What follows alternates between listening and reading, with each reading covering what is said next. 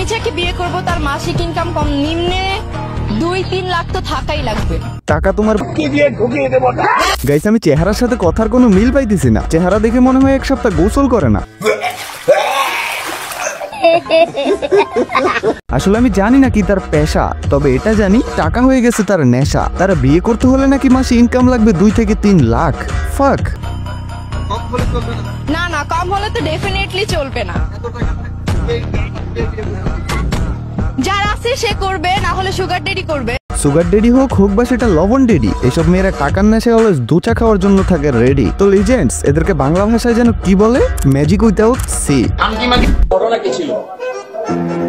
আমি মেয়েরে 2টা সময় দিছি আর এই পেটের নিচে হাত দিছি, আর কিছুই করি নাই। আর কিছুই করে নাই, বুঝছো? পেটের নিচে হাত দিছে, বাট আর কিছুই করে নাই। ভাই, তাদের পেটের নিচেই তো সব। আপনি যা করার করে ফেলছেন, আর কি করতে চান? মিয়া ভন্ড। দেখো না, মেয়ে নিয়ে কট খেয়ে এখন মুখটারে কুত্তার মতো করে রাখছে, বুঝছো গাইস? পাঞ্জাবি আর টুপি পরলেই হুজুর হওয়া যায় না। Hello guys, I am Maruf and back with an interesting video baby. তো আজকের ভিডিওটা পুরো দেখো, কারণ আজকের ভিডিওতে এমন হাসা হাসবা যে আগামী 3 দিনে ওই ভিডিওর কথা ভুলতে পারবা না। তো চলো।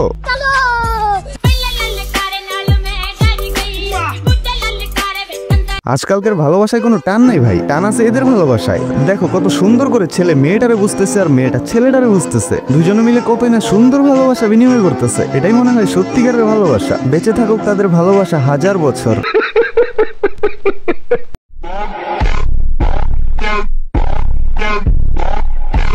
গাইস, এটা একটা কাপল ভিডিও, বাট বুঝতেছি না এইগুলো দেখলে আমার হাসি আসে কেন।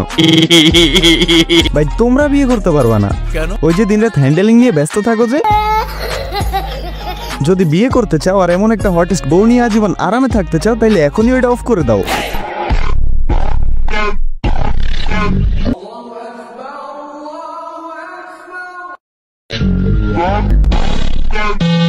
ও গাইস, বুঝছো কিছু? মানে সারাদিন রোজার মধ্যে বউয়ের সাথে কিছু করতে পারে নাই। যখন ইফতারের সময়টা হইলো, মসজিদে আজান দিছে, তারপরে দুইজনের সেম লুক, দেন খেলা শেষ। ভাই, এইসব দেখলে শুধু বিয়ের ইচ্ছাটা বেড়ে যায়। এই রিলসটা দেখে আমার মুড এমন থেকে এমন হয়ে গেছিল। দেখো লিখছে, বাসর ঘরে আমি আমার স্ত্রীর সাথে আমার নুনুর পরিচয় করিয়ে দিচ্ছি। শুধু তো লেখাটা পড়লা, এবার নুনুর রিয়াকশনটা দেখো একবার।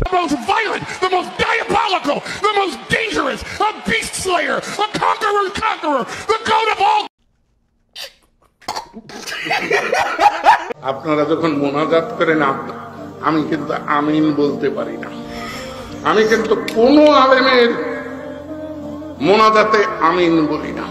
আচ্ছা, কারণ এই ছেলেটিকে শিখিয়ে দেওয়া হলো যে হে আল্লাহ, আমি পাপী, তুমি দয়া করো মাত্র না।